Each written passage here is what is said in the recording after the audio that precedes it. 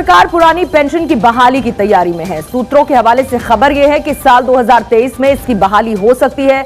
OPS को लेकर हमेशा राजनीति भी देखने को मिली है। राजनीतिक दल इसकी बहाली को लेकर वादे भी करते हैं और वोट को हथियार के तौर पर इनका इस्तेमाल भी करते हैं। केंद्र सरकार की बहाली के बाद लगता है कि पार्टियों के सियासी दावे भी अब खत्म हो जाएंगे।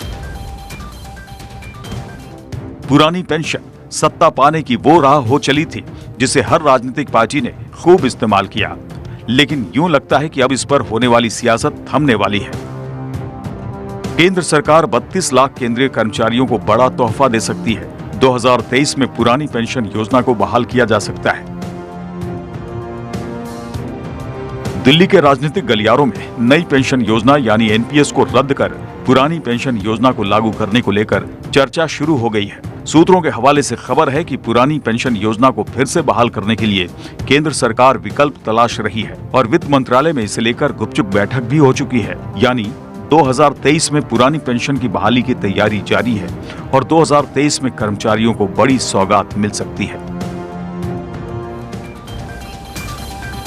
तो चुनावी दंगल और पुरानी पेंशन, इन दोनों का कोई नाता तो नहीं है, फिर भी हल्ला मचता रहता है। गुजरात चुनाव हो या फिर हिमाचल चुनाव, हर तरफ पार्टियां अपने चुनावी वादों में पुरानी पेंशन की बहाली पर सियासत करती नजर आई। 1 अप्रैल 2004 को पुरानी पेंशन योजना बंद कर दी गई थी और इसे बदलकर राष्ट्रीय पेंशन योजना में तब्दील कर दिया गया था।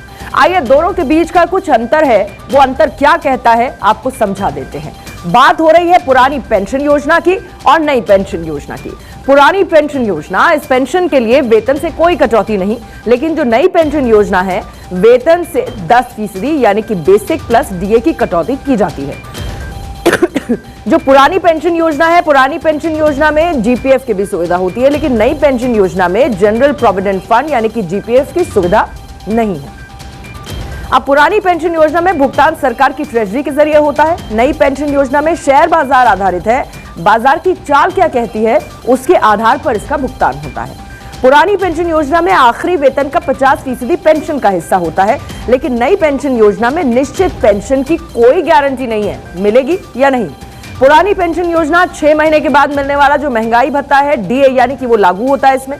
नई पेंशन योजना में महंगाई भत्ता बाहर कर दिया जाता है, लागू नहीं होता।